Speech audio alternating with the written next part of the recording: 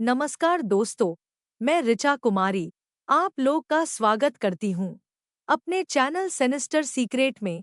आज मैं आप लोगों के लिए एक और नई कहानी लेकर आई हूँ। यह कहानी बेंगलुरु की है। 29 जुलाई 2019 को पूजा सिंह डे नाम की 32 साल की महिला कोलकाता से बेंगलुरु के लिए फ्लाइट पकड़ती है।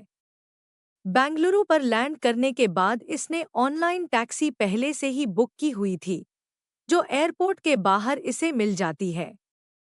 वो टैक्सी इसे एयरपोर्ट से इसके होटल तक छोड़ देती है। यह जानते हैं पहले कि जो पूजा सिंह डे नाम की लड़की के बारे में, कौन थी, क्या हुआ उसके साथ। पूजा सिंह पहले मॉडलिंग किया करती थी, लेकिन फिर इसकी शादी हो जाती है। शादी के बाद यह कोलकाता में ही अपने पति के साथ रहा करती थी। इसका इवेंट मैनेजमेंट का काम था और इसी काम के चलते 29 जुलाई 2019 को यह कोलकाता से बेंगलुरु आई थी। अब जिस वक्त यह एयरपोर्ट से अपने होटल की तरफ टैक्सी में बैठकर जा रही थी, तो यह टैक्सी वाले से बात करती है। इसे टैक्सी वाले का नेचर अच्छा लगता है, तो यह उसे कहती है कि 31 तारीख को यानी कि 2 दिन के बाद इसे वापस होटल से एयरपोर्ट जाना है, क्योंकि इसकी कोलकाता के लिए फ्लाइट है, तो तुम मुझे ड्रॉप कर देना। अब अक्सर क्या होता है, जो ऑनलाइन टैक्सी आप बुक करते हैं, अगर उस ड्राइवर से आप ऑफलाइन डील कर लेते हैं तो ड्राइवर को ज़्यादा बेनिफिट होता है।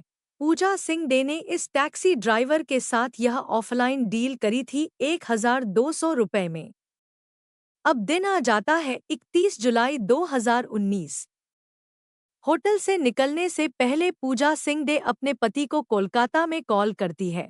उसे कहती है कि वो होटल से निकल रही है और दोपहर तक वो वापस कोलकाता पहुंच जाएगी। उसके बाद टैक्सी आ जाती है और टैक्सी में बैठकर पूजा सिंह डे अपने होटल से निकल जाती है। अब 31 जुलाई 2019 की दोपहर तक पूजा सिंह डे को कोलकाता पहुंच जाना चाहिए था, लेकिन शाम हो जाती है। शाम से रात हो जाती है। पूजा सिंह डे अपने घर नहीं पहुंचती है। उसका पति लगातार उसके दोनों मोबाइल पर कॉल कर रहा था, लेकिन दोनों ही मोबाइल स्विच ऑफ बता रहे थे और यह कहीं ना कहीं कुछ अनहोनी की तरफ आशंका जता रहा था।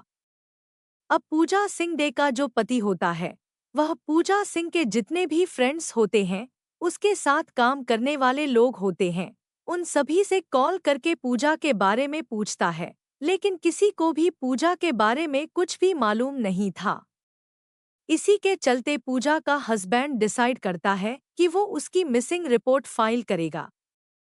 वो घर से पुलिस स्टेशन के लिए निकल ही रहा था कि तभी उसके मोबाइल पर पूजा सिंह के नंबर से एक टेक्स्ट आता है, जिसमें लिखा हुआ था, I am in Hyderabad, some emergency need cash. यानी कि पूजा अपने पति से कह रही थी कि मैं हैदराबाद में हूँ और मुझे पैसों की आवश्यकता है। उसके बाद एक दूसरा मैसेज आता है, जिसमें कहा जाता है, आई नीड 5 लाख रुपए राइट नाउ। यानी कि मुझे अभी 5 लाख रुपए की आवश्यकता है। अब यहाँ तक देखने में सारी चीजें नॉर्मल लग रही है कि पूजा शायद किसी काम से हैदराबाद गई हो, उसे पैसे की आवश्यकता पड़ी हो।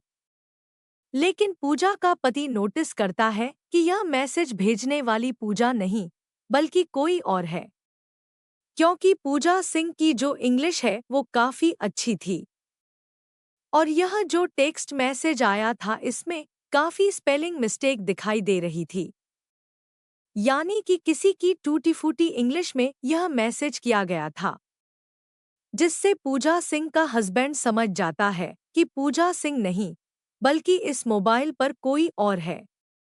और यह बात जानते ही वह नज़दीकी पुलिस स्टेशन में जाता है और कोलकाता पुलिस को इस बात की सूचना देता है। सारी बातें पुलिस को बता देता है। अब कायदे से तो पुलिस को इसमें एक्शन लेना चाहिए था। उन्हें बेंगलुरु पुलिस से संपर्क करना चाहिए था। पूजा की डिटेल साझा करके उसकी छानबीन होनी चाहिए थी। लेकिन कोलकाता पुलिस ऐसा नहीं करती है। वो रिपोर्ट फाइल कर लेते हैं और कहते हैं कि आप घर जाइए। आपकी बीवी जल्दी ही वापस आ जाएगी। कोलकाता पुलिस को लग रहा था कि पूजा सिंह पढ़ी लिखी होशियार लड़की है, कहीं चली गई होगी और काम खत्म होने के बाद वापस घर आ जाएगी। अब इधर कोलकाता पुलिस तो इस केस पर कोई एक्शन नहीं ले रही थी, लेकिन उधर बेंगलुरु एयरपोर्ट के पास अगले दिन यानी कि 1 अगस्त 2019 को एक व्यक्ति देखता है कि एक महिला औने मुंह पड़ी हुई है और बेसुध अवस्था में है। नजदीक जाकर जब वो लोग चेक करते हैं तो वह पाते हैं कि वह महिला की मृत्यु हो चुकी है। उसके चेहरे को किसी भारी चीज से कुचला गया था। उसका चेहरा भी पहचान में नहीं आ रहा था। और यह जो महिला की डेड बॉडी मिली थी, यह बेंगलुरु एयरपोर्ट से कुछ 1 से 1.5 किमी दूरी पर मिली थी। यह लोग पुलिस को बुला लेते हैं। पुलिस आ जाती है। उसे लड़की की पॉकेट वगैरह चेक की जाती है, तो उसके पास से कोई भी आईडी नहीं मिलती है, कोई मोबाइल नहीं मिलता है और उसका चेहरा इतनी बुरी तरह से कुचला हुआ था कि वो पहचान में भी नहीं आ रही थी। पुलिस बॉडी को पोस्टमार्टम के लिए भेज देती है और सबसे पहले पुलिस आसपास के थानों में मिसिंग रिपोर्ट की जांच करना शुरू कर देती है, क्योंकि पिछले 24 से 48 घंटों में अगर किसी की बेटी बहन या बीवी गायब हुई होगी तो उसने मिसिंग रिपोर्ट फाइल जरूर की होगी। लेकिन यहाँ पर बेंगलुरु पुलिस को ऐसा कोई भी डाटा नहीं मिलता है। ऐसी किसी भी लड़की या महिला की मिसिंग रिपोर्ट पुलिस को नहीं मिलती है। अब पुलिस उस बॉडी का पोस्टमार्टम करा लेती है। पोस्टमार्टम में पाया जाता है कि इसकी मृत्यु 24 से 48 घंटे के बीच में हुई है। इसके शरीर पर 22 बार चाकू से हमला करके इसके चेहरे को भारी पत्थर से कुचला गया था, ताकि इसकी शिनाख्त ना हो सके। पुलिस इंतजार करती है कि बॉडी को कोई क्लेम करने के लिए आए, लेकिन जब कोई भी बॉडी को क्लेम करने के लिए नहीं आता है तो पुलिस यहाँ पर उसके फोटोग्राफ्स, उसके कपड़े वगैरह के सैंपल, डीएनए सैंपल को प्रिजर्व करके और कानूनी तरीके से उस बॉडी का अंतिम संस्कार कर देती है। अब हालांकि पुलिस ने उस बॉडी का अंतिम संस्कार कर दिया था, लेकिन पुलिस की टीम अभी भी इस छानबीन में लगी हुई थी कि ये महिला कौन थी और इसकी हत्या किसने की थी। इसी के चलते पुलिस नोटिस करती है कि इस महिला ने जो कपड़े पहने हुए थे वो ब्रांडेड शोरूम से लिए गए थे। उसी के सीरियल नंबर के आधार पर पुलिस बेंगलुरु में उस शोरूम में एंटर करती है। वहां वो सीरियल नंबर दिखा के चेक कराती है कि यह ड्रेस कहां से खरीदी गई थी। अब बड़े बड़े शोरूम में क्या होता है, जब आप कोई ड्रेस वगैरह खरीदते हैं तो उसकी पूरी डिटेल फील हो जाती है। अब इस शोरूम में उस कपड़े का जो सीरियल नंबर होता है उसको अपने डाटा में फील करती है, तो मालूम चलता है कि यह ड्रेस बेंगलुरु से नहीं बल्कि कोलकाता से खरीदी गई थी। कोलकाता के शोरूम का एड्रेस पुलिस ले लेती है और बेंगलुरु पुलिस कोलकाता पहुंच जाती है छानबीन करने के लिए। वो उसी शोरूम में जाते हैं। उस सीरियल नंबर को मैच करा के पता चलता है कि यह ड्रेस किसी महिला ने खरीदी थी और उस महिला की जो डिटेल्स है वो पुलिस ले लेती है। उसके बाद पुलिस उस शोरूम के आसपास के जितने थाने होते हैं वहां की मिसिंग रिपोर्ट जब चेक करती है तो पुलिस को मिलता है कि पिछले कुछ दिनों के अंदर वहां पर कुछ मिसिंग रिपोर्ट फाइल की गई थी और उसमें एक मिसिंग रिपोर्ट मैच कर रही थी जो पूजा सिंह डे के पति ने की थी। अब इस मिसिंग रिपोर्ट डाटा के आधार पर और शोरूम से मिली डिटेल्स के आधार पर पुलिस पूजा सिंह डे के परिवार तक पहुंच जाती है। उस डेड बॉडी के फोटोग्राफ्स, उनके कपड़ों के फोटोग्राफ जब पूजा सिंह डे के हस्बैंड और फैमिली को दिखाए जाते हैं तो वो उसको पहचान लेते हैं और यह कहते हैं कि कोई और नहीं बल्कि पूजा सिंह डे ही है।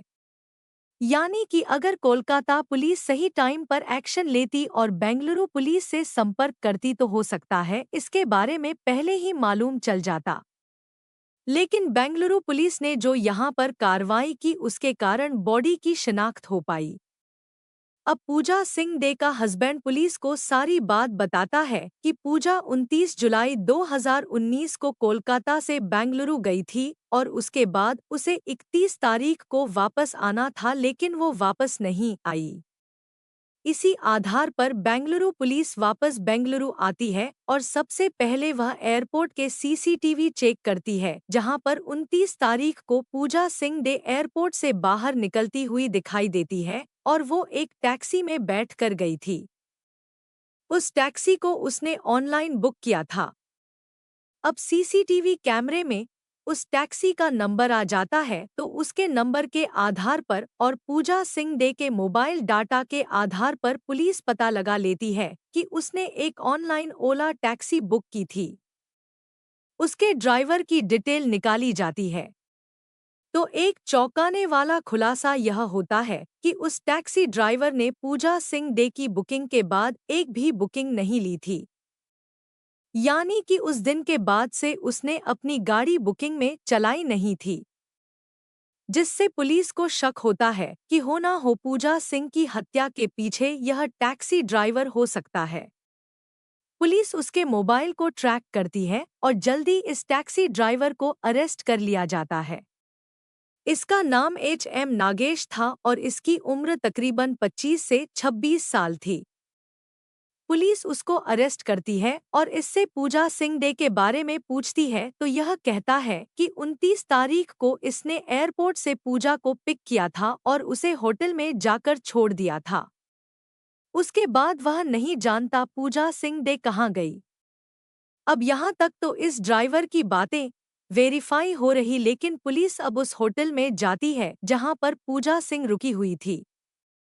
उसके सीसीटीवी कैमरे चेक होते हैं, तो मालूम चलता है कि 31 जुलाई 2019 की सुबह वो होटल से बाहर निकली थी और फिर से वो इसी टैक्सी में बैठकर होटल से गई थी, जबकि यह ड्राइवर इस बात को मना कर रहा था कि 31 तारीख को इसने पूजा को पिक नहीं किया था। यहीं पर पुलिस को डाउट होता है। पुलिस सख्ती से जब इस ड्राइवर के साथ पूछताछ करती है तो सारी सच्चाई खुल के सामने आ जाती है।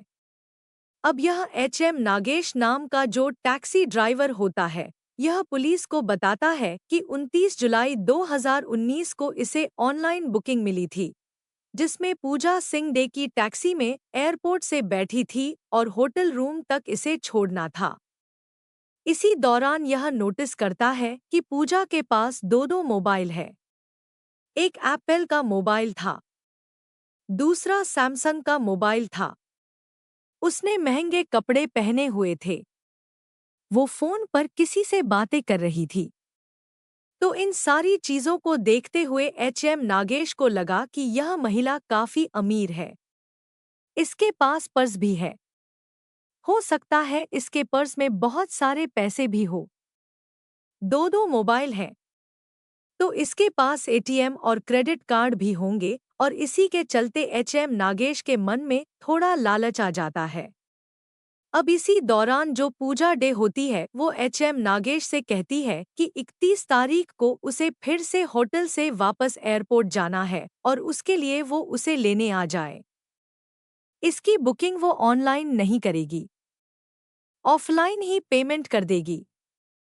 अब यहाँ पर एच.एम. नागेश के मन में ख्याल आता है कि क्योंकि ये बुकिंग ऑनलाइन नहीं हुई थी वापस जाने की, तो इसका कोई रिकॉर्ड नहीं था और यहीं पर यह एच.एम. नागेश जो होता है, यह पूजा सिंह डे को लूटने का प्रोग्राम बना लेता है।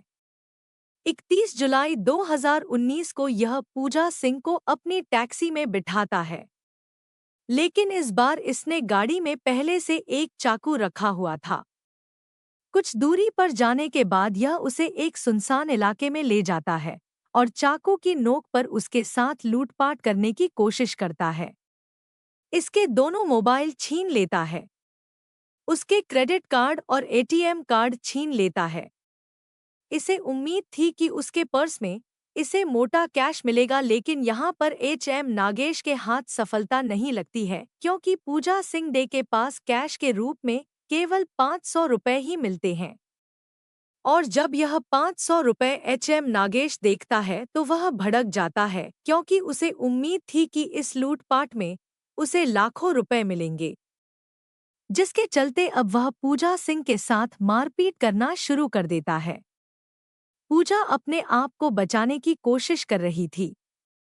वह बार बार कह रही थी कि पुलिस में तुम्हारी रिपोर्ट करेगी, तुम्हें जेल हो जाएगी। इसी से एचएम नागेश डर जाता है और अब वह पूजा सिंह डे की हत्या करने का प्लान बना लेता है। यह तकरीबन 22 बार चाकू से उसके ऊपर हमला करता है।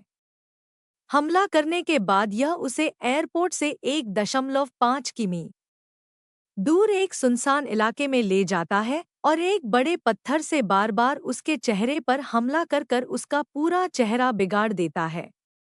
उसके बाद यह उसके दोनों मोबाइल ले लेता है, उसका एटीएम और उसके जो क्रेडिट कार्ड है वह सब ले लेता है। जिसके बाद इसने पूजा के हस्बैंड को टेक्स्ट किया था कि मैं हैदराबाद में हूँ और मुझे 5 लाख रुपए की आवश्यकता है। इसे लग रहा था कि पति अकाउंट में पैसे भेजेगा तो यह एटीएम से निकाल लेगा क्योंकि पूजा सिंह डे के एटीएम में भी ज्यादा पैसे नहीं थे। तो इस कारण यहाँ पर लालच में आकर एचएम नागेश ने पूजा सिंह डे की हत्या कर दी। उसके बाद यह फरार हो गया। इसने कोई भी बुकिंग नहीं ली। इस केस में बेंगलुरु पुलिस की बहुत तारीफ करनी होगी क्योंकि एक लावारिस डेड बॉडी उन्हें मिली, उसकी शिनाख्त नहीं हुई। उसके बावजूद भी बेंगलुरु पुलिस ने पूरी शिद्दत से इस केस की छानबीन की और उसकी ड्रेस से पहले बॉडी की शिनाख्त की और फिर अपराधी को भी पकड़ा।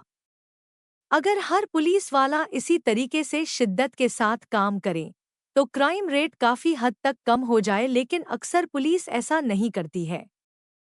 पुलिस वाले इंतज़ार करते हैं कि पहले क्राइम हो जाए, उसके बाद वो इन्वेस्टिगेशन करने के लिए जाएंगे। पूजा सिंह डे की सबसे बड़ी गलती यही थी कि उसने टैक्सी ड्राइवर के साथ ऑफलाइन डील कर ली। ऑनलाइन बुकिंग का रिकॉर्ड रहता है, लेकिन ऑफलाइन डील में ट्रैक करना मुश्किल हो जाता है। सफर के दौरान परिवार या किसी भरोसेमंद व्यक्ति के साथ लगातार संपर्क में रहें और लोकेशन शेयर करते रहें। बाकी आपने अगर इस वीडियो को पूरा देखा है तो आपकी इस कहानी के बारे में क्या राय है, कमेंट में ज़रूर बताएं और ऐसी वीडियोस देखने के लिए हम